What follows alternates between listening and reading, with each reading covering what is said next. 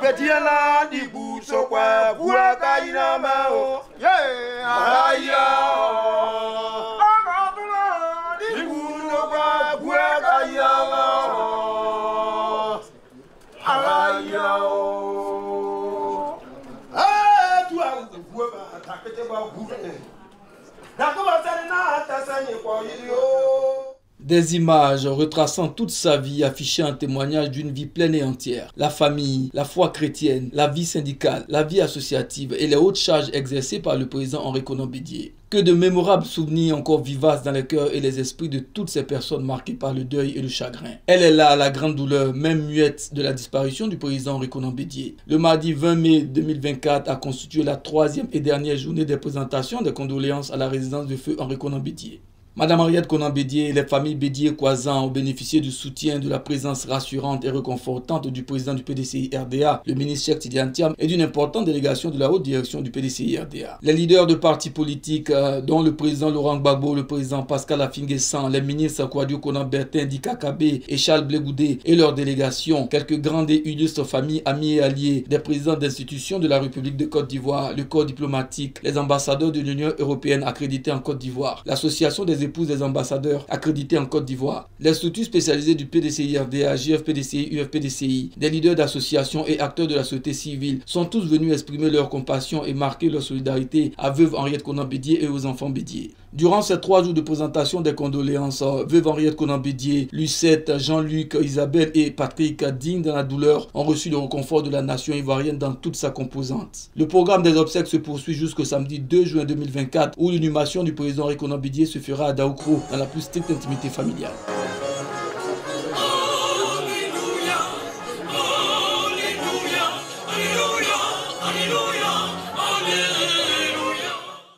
Un homme de devoir, un homme qui nous a montré le chemin à suivre quand on était étudiant et nous avait toujours dit « Demain vous appartient ». Vous savez, quand on est jeune, on comprenait ça difficilement. Mais au moment où la Côte d'Ivoire était en difficulté, le président Bédié a été là. En ces périodes-là, on n'a pas seulement besoin d'un président, on a besoin de quelqu'un qui a un amour profond pour ce pays.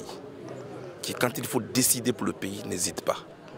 C'était ça le président Henri Konan Bédié. Il laisse un vide. Ce ne sont pas des mots de politique que je prononce. Il laisse un vide. Parce que moi, je ne suis pas PDCI-RDA. Mais quand j'étais en prison, qui est ce président, cette personnalité politique, qui m'a le plus envoyé des délégations de haut niveau? C'était le président Henri Konan Bédié. Le PDCI est venu à La Haye 3 fois pour me voir. Quand je suis venu en Côte d'Ivoire, le président Henri Konan Bédié m'a réservé un accueil chaleureux à Daoukro. Malheureusement, il n'est plus. Ce que nous retenons de lui, c'est un homme d'État, c'est un homme de devoir, un homme de mission. C'est ce garant moral-là dont la Côte d'Ivoire avait encore besoin. Mais avec le conseil qu'il nous a donné, on saura se réorganiser pour retrouver cette force-là et puis prolonger ce combat. Le combat pour une Côte d'Ivoire qui compte dans le concert des nations. Vous savez, le président Henri Konan Bédié n'était pas un homme, c'était un esprit. Et cet esprit plane sur la Côte d'Ivoire. Nous avons eu la chance de travailler en étroite collaboration avec lui. Là où il est en train de prier pour nous.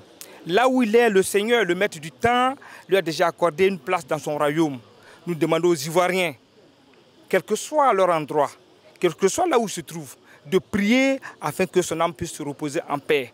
Car c'était un homme de paix, c'était un grand homme. Il demeure et il demeurera dans nos esprits pour l'éternité. Nous sommes ici en fait aujourd'hui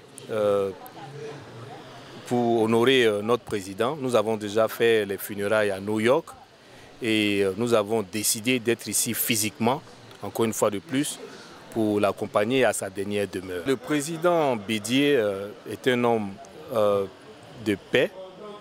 Cela s'explique du fait qu'il avait le coup d'État en 1999, il n'a pas réagi. Parce que s'il avait fait, on allait être dans un bain de sang. Alors, pour ça seulement, je dis que le président est un homme de paix qui n'aime pas la violence.